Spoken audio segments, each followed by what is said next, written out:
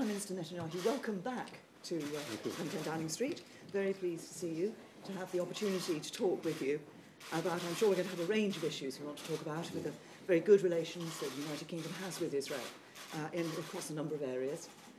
But I hope we will also be able to spend some time talking about the issue of regional security and stability. The stability of the Middle East is important, of course, to Israel, but to the rest of us as well. And I think that will include some discussion about Iran and about the JCPOA nuclear deal. Of course, as you will know, along with France and Germany, the UK continues to believe that is the best route to preventing Iran from getting a nuclear weapon.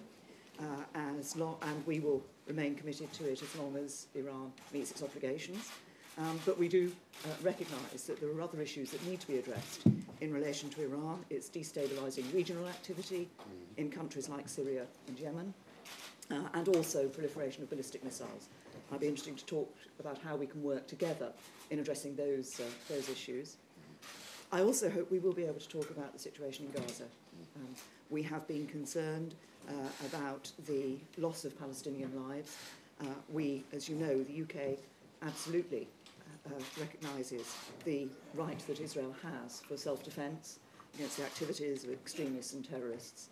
But with 100 Palestinian lives lost and a deteriorating situation in Gaza, I hope we can talk about how we can alleviate that situation, and how we can ensure that we can get back to a position where we're able to find a way through to talk about a two-state solution.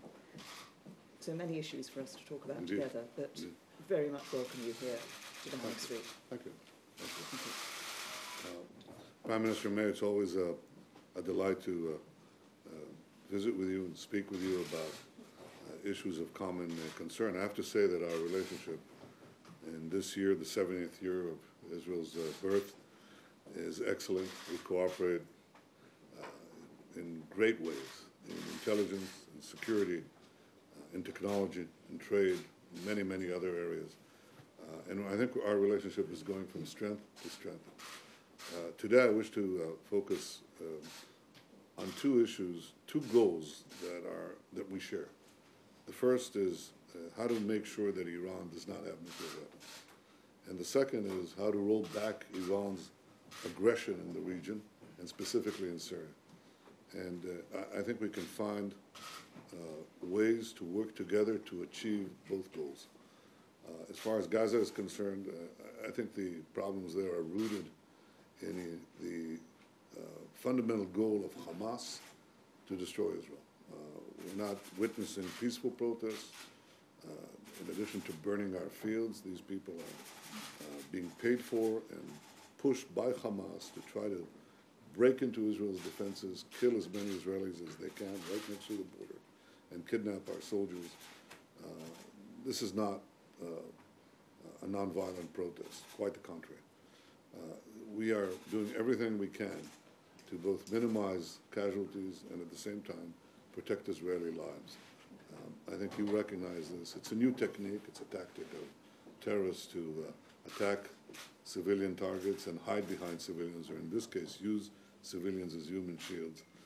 I think we should condemn it and discuss ways how we can prevent this.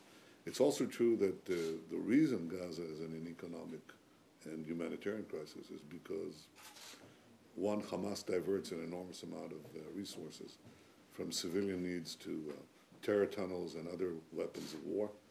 And secondly, the other part of Palestinian society, the Palestinian Authority, has cut back the money, a combination of choking Gaza financially from one Palestinian side and diverting resources for terror on the other side has created an economic crisis.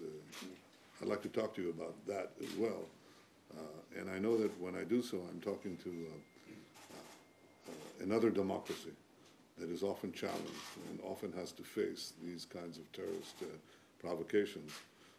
We understand that you live up to those challenges as we do, and I think we can do it together. Thank you. Thank you.